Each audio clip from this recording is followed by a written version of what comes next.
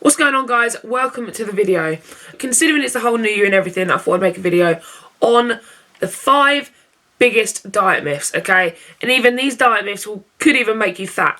And there's 5 that really stand out in my eyes, and I just thought I'd cover them with you, just so you don't start the new year off on a bad foot, and you just kind of have an idea of what is bullshit and what is actually genuinely quite good for you. As long as you're eating healthy foods, calories don't matter. I know on a few diets out there, they say eat as many of this as you want because it's healthy for you. Eat as many of this as you want because it's healthy for you. The only ever thing I would say do that with is veg. Let's take whole wheat pasta, for example. There is the same amount of calories in whole wheat pasta than there is in pastry, white bread, crisps, popcorn. For example, people say a bit of red wine is really good for you. The antioxidants in the red wine, the antioxidants in chocolate is good for you, but they still hold calories, so you wouldn't eat as much of it as you could because you'd still be going over your calories. This is where a lot of people go wrong. They will eat as much avocado as they want, thinking that it is the healthiest fat, but it's still fat. Salmon. Why don't I eat a lot of salmon? It's because it's full of fat, okay? It is good fats, but if I've had fats from somewhere else in the day, I don't need all those fats coming from the salmon as well. Don't eat as much as you can of something that you think is healthy because the calories still count. This myth that you can lose 10 pounds in 2 weeks, okay? Now, okay, the scales will say that you probably can lose 10 pounds in 2 weeks, but the real truth is that that is not sustainable, and a lot of that will most probably be water. To lose 10 pounds a week, you will no doubt have to do a crash diet, okay? So this means you're going to restrict all your calories, restrict anything bad in your diet, so you're going to be absolutely gagging for them after the 2 weeks of losing 10 pounds. And once you go back to eating normally, that weight is going to come back on because your body has just been starved of it, and now you're going back to normal eating, and it's just going to slowly put it back on because you haven't taught your body what your new diet is, okay? What you're going to be eating for the next 5, 6, 1 year. You haven't taught your body the education of how to eat well, and it hasn't learned that this is the food I'm going to be eating now. You're going to lose weight and you're going to be in a lot better shape. You have gone, you're not getting any food, you're going to lose weight in 2 weeks, and then I'll treat you after 2 weeks, okay? So it's not sustainable, and it's not a good idea to do a crash diet in 2 weeks. Take your time and educate yourself. If you cut 500 calories out of your diet, or even 300 and then 200 through exercise, you will lose a pound a week, okay? And that is the bog standard number that you need to use while losing weight, okay? That's going to help you kind of maintain your diet. You're going to be fitter as well from the extra cardio you're going to be doing if you're using those 200 calories a day through exercise. And 200 calories, that's a walk to town. That is literally just going into town and walking back again. Myth number 3. If you exercise, you can eat as much food as you want. Now, the point of exercise when you're losing weight is to give yourself a calorie deficit. As soon as you add these calories back in, that calorie deficit has gone. Okay, a lot of people go for a run and then they carb up afterwards. If you're trying to lose weight, or they carb up before, sorry, if you're trying to lose weight, that is not effective for weight loss, okay? Unless you're crashing, then you need to look at different things to fuel you that is not going to make you put on so much weight.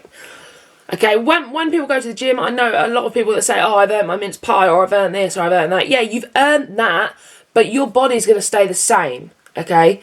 Just because you've gone to the gym and then you have the mince pie doesn't mean you're going to lose weight. You need to make sure you stay in that deficit. That is what exercise is for, okay? You're burning off the calories, so don't go home and put them back on again. Diet myth number, this is hard, 4. That looks dodgy. 4.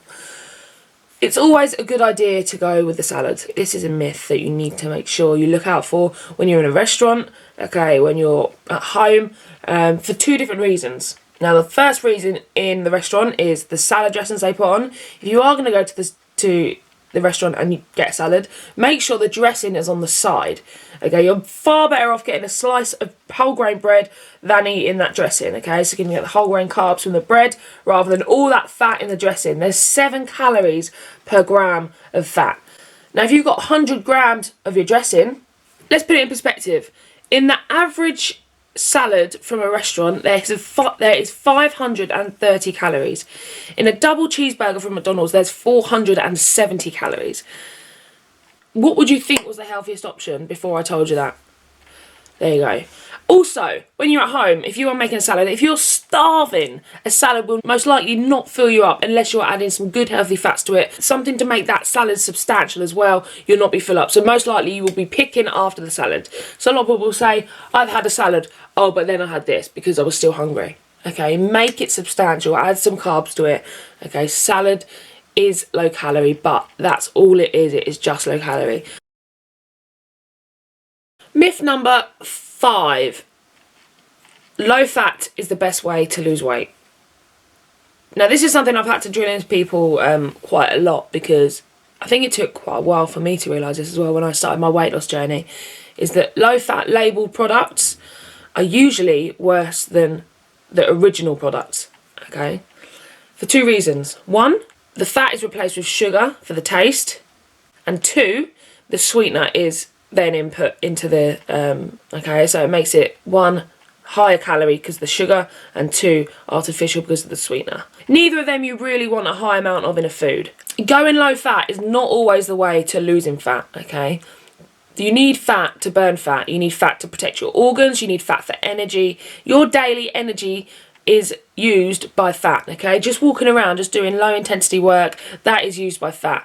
And if you don't have any of that fat, you will crash and you will feel like absolute rubbish, and then you will quit your diet because you feel like your diet has made you feel like rubbish, and then it spirals out of control, okay? That's when we lose track. Sugar spikes your blood sugar levels. When your blood sugar levels spike, you're more likely to hold fat. Use that equation. They are my 5 biggest diet myths, okay, that I would use if I was starting a weight loss journey. I hope you found them useful. If you did, please give the video a thumbs up. Thank you for watching, and I'll be coming out with probably quite a few of these videos in the new year, because I'm sure there's a lot of us starting afresh, including me.